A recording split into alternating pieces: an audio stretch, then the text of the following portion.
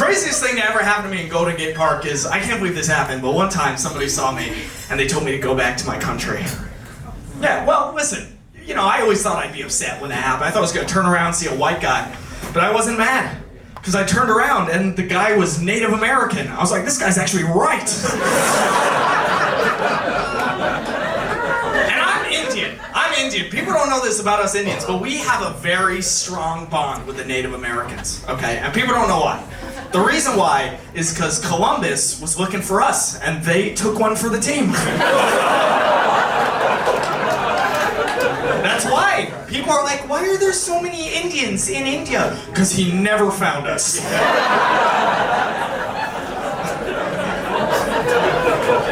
The only thing similar to that ever happened to me is one time somebody saw me and they're like, go back to where you're from, Jesus. I was like, heaven? All right. And one of my friends was there. He was like upset, like on my behalf. He was like, were you upset? Were you upset that that guy called you Jesus? I'm like, no, dude, I'm not upset. That guy knows what Jesus really looked like. I'm like, no, I'm not upset he called me Jesus, because when I was a child, I used to be called Osama, so this is an upgrade. That's an upgrade, for real. I'll tell you a true story. This is a true story, okay? When I was in 7th grade, I went to the water park to celebrate summer with all my like little friends. Okay, and we walked in, and then there was this 5th grade girl who I'd never met before. Okay, this little piece of shit. She comes to me, she goes, hi, mister, will you come with me and play the Al-Qaeda game? Yeah, and I was a kid. I had no idea what that even meant. So I chased her around the water park for like 45 minutes. Until I finally beheaded that bitch. Because she was wearing a swimsuit, and that's against Sharia Law, obviously. No, I don't blame kids. Applause break from there for Sharia Law. Thank you. I had an interesting year with kids, actually. I dated a 21-year-old this year. I thought out of all the rooms, you guys would be supportive. That's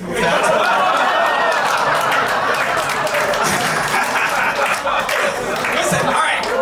Before you think I'm creepy, just know that I am 24 years old, okay? I know that's surprising, because I look like George Bush has been trying to kill me for 24 years.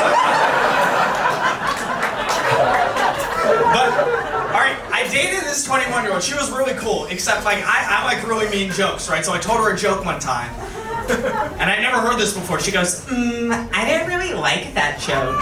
It was a little bit race. Has anybody ever heard that?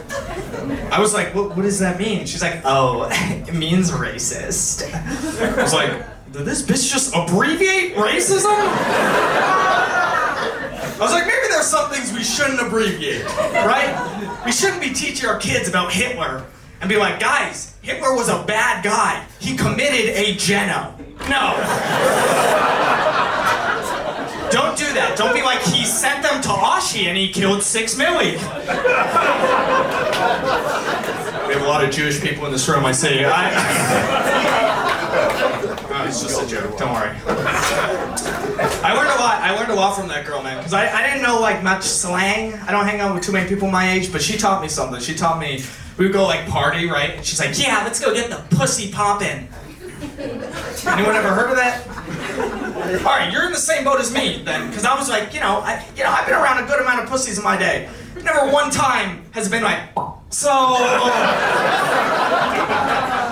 Closest thing I've ever seen is when you pull out and it makes that deflating balloon noise.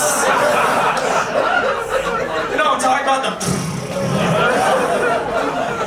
Like the deflating balloon. Sometimes I tell that joke and men, they want to know what that noise is. And I talk to women, I know what the noise means. Men, I'll tell you, okay, that noise is the vagina sighing for relief that it's over. That's what it is, the vagina is like, thank God. No, but I wanted to like legit find out what it meant, right? So I went online and I Googled what does get the pussy poppin' mean. A lot of videos came up. And I Googled it, and apparently, this is what it is. It's when a woman, she bends over 90 degrees like this, and she shakes her butt so that it claps, like stupid people when an airplane lands, right?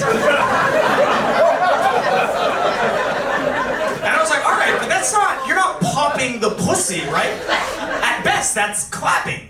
So now what I say is that I give the pussy the clap.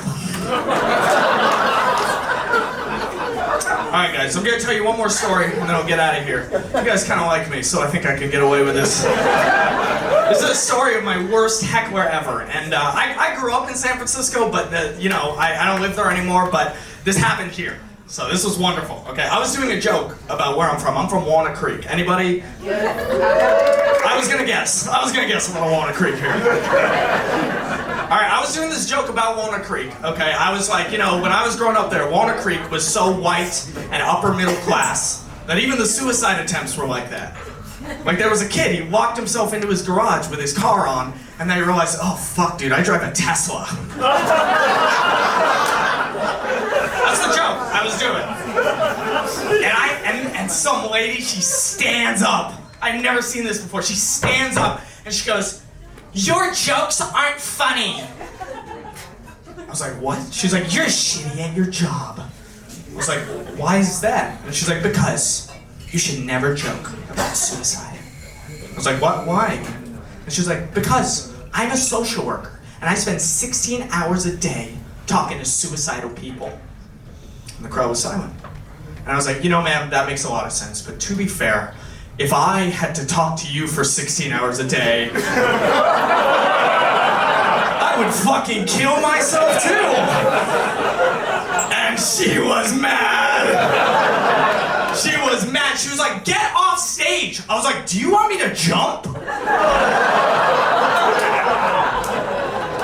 But I want to end it on like a high note, right? So I was like, all right, listen, ma'am, I'm not saying suicide's good. Obviously it's bad, but there are good things happening. Like this is the Bay Area. I don't know if you know this, but this year on the Golden Gate Bridge, they installed a suicide net. And she's like, yes, I did know that. I was like, do you know why they installed it? And she's like, why? I'm like, 'cause you're shitty at your job.